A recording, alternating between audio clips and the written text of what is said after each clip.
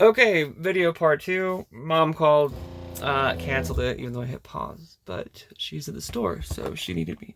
Um, Here you are. This thing's pretty high up here, so I mean when you're standing here, I mean it's like right at face level. You can just move this thing around whatever you want. It's pretty durable. If it gets loose, just tighten this guy here.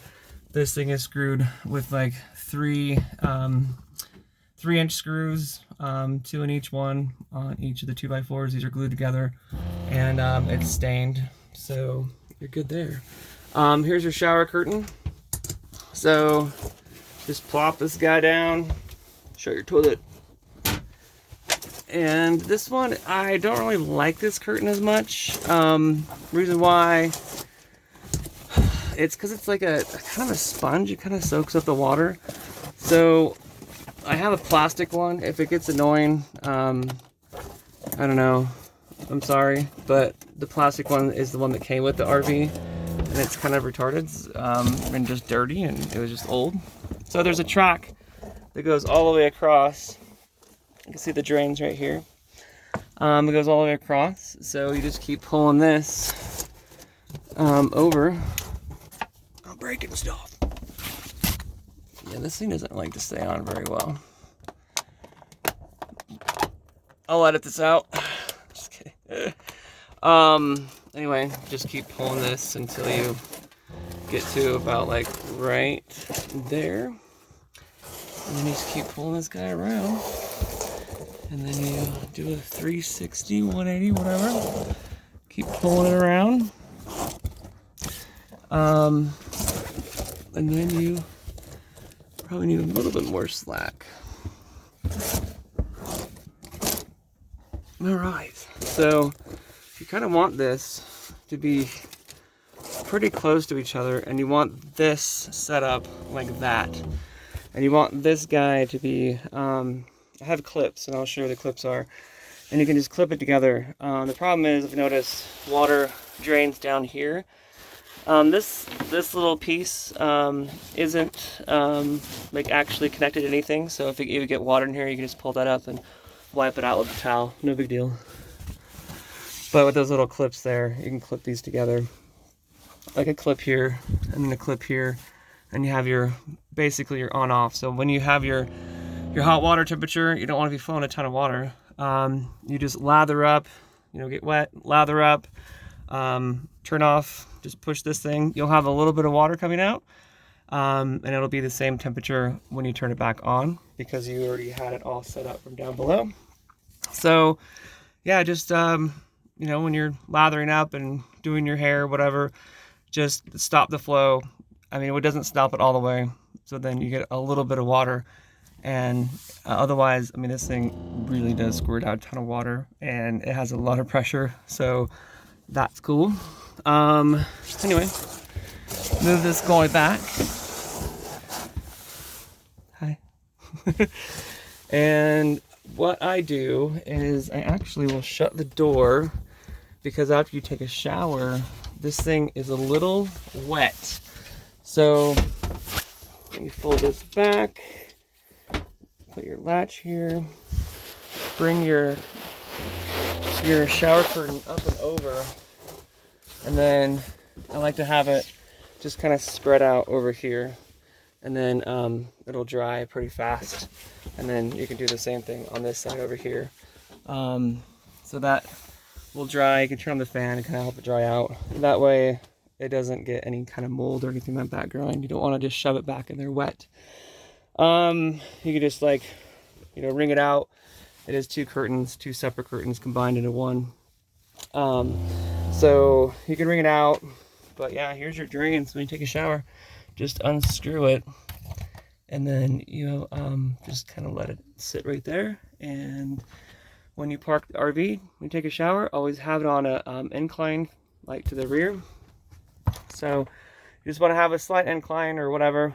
And then all the water will kind of go there. I'll have a squeegee. You just squeegee it in there, and then you can just use the towels to get up the rest of the water. Kind of a pain in the butt, but it works. Okay, so RV toilet paper.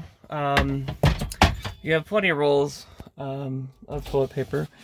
So we have 7 rolls. So kind of go easy on the poop paper. Mom looked for some and they didn't have any at Walmart. So kind of sucks that we haven't been able to buy toilet paper forever, but we still have a supply. But only RV toilet paper. Can't use anything else. It's bad for the septic system.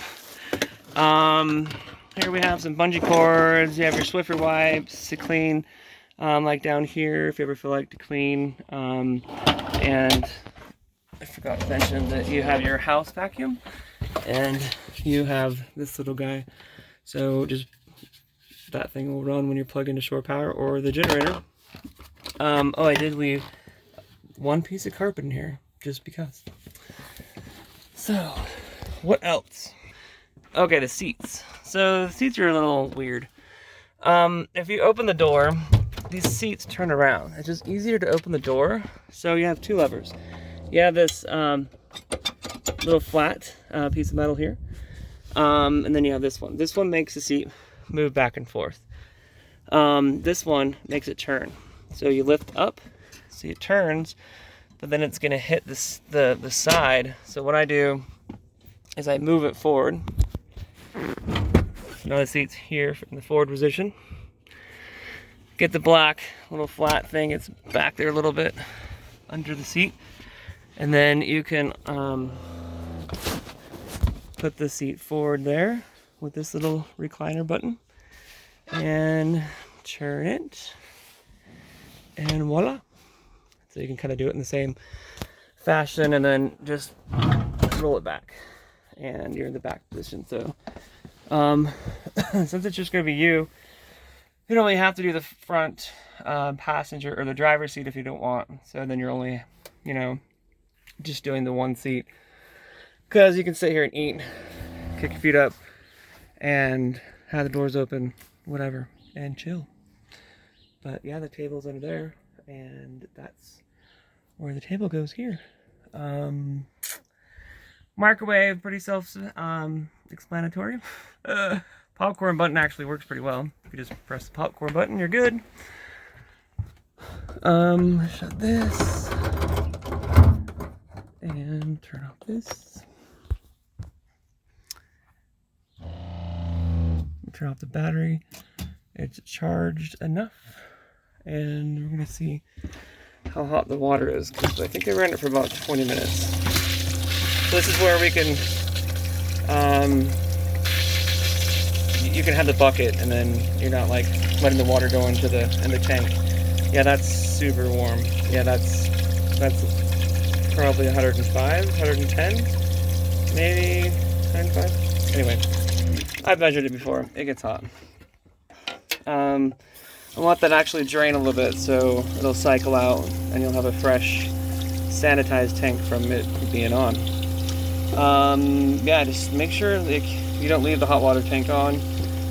It will cycle itself off, but if you turn on the hot water at night or in the morning, you'll have hot water for like, I don't know, it lasts like 8 hours. It won't be like super hot later on after like, 6-8 hours. But it really does hold pretty well because it's heavily insulated in that compartment inside there. But it's 6 gallons, plenty of water to take a shower. So right now I have the pump on. If you turn the pump off, obviously that won't work. What I want to do, this has to be above the 2/3 to actually dump. So that's why I am purging the system, and I'll go to the gas station and dump it. So when we have to dump it, if you have to dump it, you check these gauges and they're too full, then that's when we'll just meet you up there and we'll pay the people, and then you can do the dump. Let's see. Just waiting for that one to get to 2/3. See how much. Yeah, I could have left it on. So you could probably leave it on. If you want to take a shower, that would be plenty of hot water. For like 15-20 minutes. I'll have it hot for you tonight. So when you're driving around, you just can't have the propane on, especially this fridge, and I'm not really going to show you how to use the fridge on propane, because I mean you're going to be always spending the night here, and you're always going to want it on AC. But when you're just going back and forth with your dad's, don't worry about it. Just leave it on AC. Right now we don't have it stocked, but you do have. It's frozen. It's building ice, so it's been in there. It's been on for quite some time. 3 seems to be a pretty good number. If you feel like it's not cold enough, I wouldn't really go past 4 or 5. It'll start freezing everything. It's seriously a powerful fridge. So curtains, you can use the curtains if you want. It's pretty nice to use the curtains, block out a lot of the light. Personally, I like putting in this visor here in place, and then putting the curtains around. So it depends on where the sun's coming in. A lot of heat will come from this location, of course. So having this in the window and then having that wrapped around really does make a big difference. So you just unsnap it, and then there's just Velcro that meets right here in the middle, and that's where the curtains meet. And these just unsnap on top, and they just go down. This is a brand new window. These are the windows that I've made that are made out of acrylic. So this window is fine to open and close. You won't have any issues.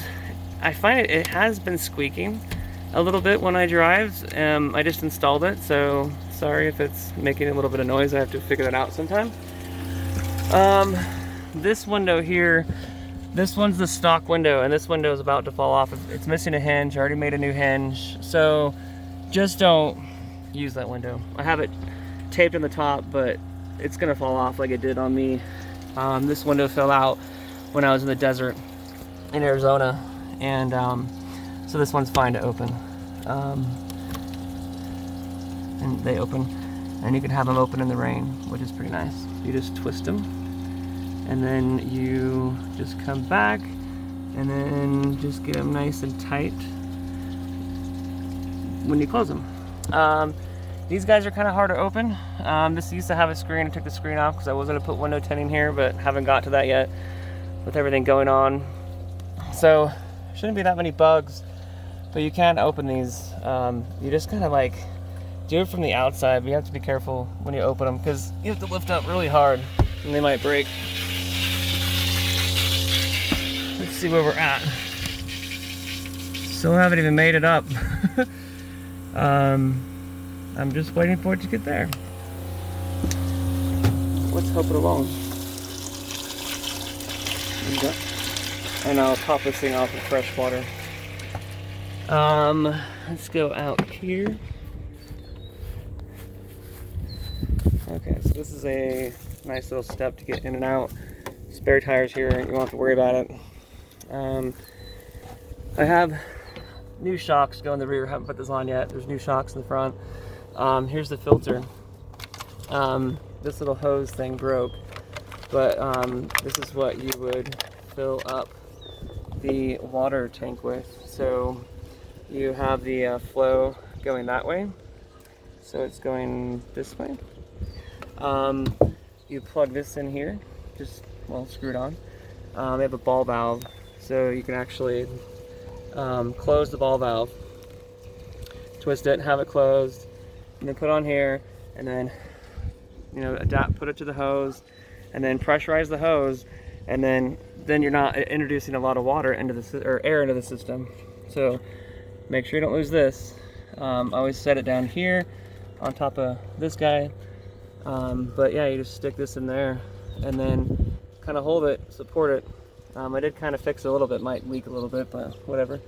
And then just open that valve and then just fill it up until you hear water coming out of the tank from under there. Or you can just watch if you're in the grass. You can just watch for it, and that means your water is full, so it's okay to overfill it. That's what the overflow is for. So plug that back in. Anyway, it's filtered water, but I haven't shocked the system, so we'll supply different water for you to drink. So I wouldn't really drink that water, but I mean, you're probably used to drinking water in South America, so You probably can stand this water. Well, it's already filtered, but all right, where are we at? Yes, we're good. These windows, this one opens up a little bit easier. There's a little tab that kind of broke in it, but it still is functional. It locks. This one's a little bit harder to open. Oh, maybe it's this one I broke. I did lube that one up a little bit, so I think that's why it's easier. No screens. I have them, so I can put them back on, but don't really have a lot of time. So, sunscreen, mosquito repellent stuff, face sunscreen, so you have enough in there. So if you do have any issues, you are set. Here's some reading material from Quartzsite, Arizona when I went. Yeah, I don't know what else really to tell you, but this is Big Bertha, and she's freaking awesome. Oh yeah, connection. So yeah, she's pulled in the backyard, which is not what you'll be doing, because it's a pain in the butt. And, oops, I did that today. Trying to get away from the fence. Okay, so here's your 30 amp plug to your 110, 120, just regular household cord. This is a 14 gauge. This isn't quite, you know, it's still outdoor rated. I think this one's 18 gauge. It's still rated. So if you need a little bit extra cord, you can use this one. It is pretty long, so I would be careful on just making sure it's not getting overheated. You shouldn't have any problems, but this cord isn't that long. So when you go to your dad said he has a cord, so when you connect here, you'll be using this cord or this one here. I just got to see if it's going to reach from the garage, or actually the front porch, because the refrigerator is plugged in the garage. Outdoor shower. So anyway, when you have this plugged in, just leave it like this, or like up here. Don't have this portion out of the RV. And then at night, just make sure you shut it. And then before you go to your dad's, you just have to push in that guy. And then before you go to get your dad's or coming back, just make sure you unplug it. Don't drive away with that. And then you can lock it with the key that's on the key ring. So when you're driving, you'll have to lock it. So we'll have to show you that, because I don't have the keys on me. But it's just the square key that's on the key ring. Other than that, you have this is just your city water connection. I don't be using this. You can take a shower, like rinse your feet off or whatever, rinse something out or wash dishes out here or whatever you want. So you can use that. And that's just a cable connection. You don't need that. And I'll have some camp chairs in here and a table for you. So you'll be all set. But yeah, make sure that you lock this when you're driving around. You don't want this thing open. Okay, so if you're going to be parking, it's always good, of course, to use the parking brake everywhere you go. Flat surface, parking brake. You know, any incline, decline, parking brake. It just keeps the van stable. Headlights, pull, and then you got your turn signals, and then you got your hazards, which needs to be wiped down. You have an FM little modulator thing here. Here's a flashlight, and just little odds and ends. This thing's a purge valve for the water. They don't need to know that. You have zip ties in case you need zip ties. I don't know. She's stocked up. Well, so like, what is this, like 50 minutes worth of video, I think? So, yeah, I don't know what else to say. So, trying to think what else.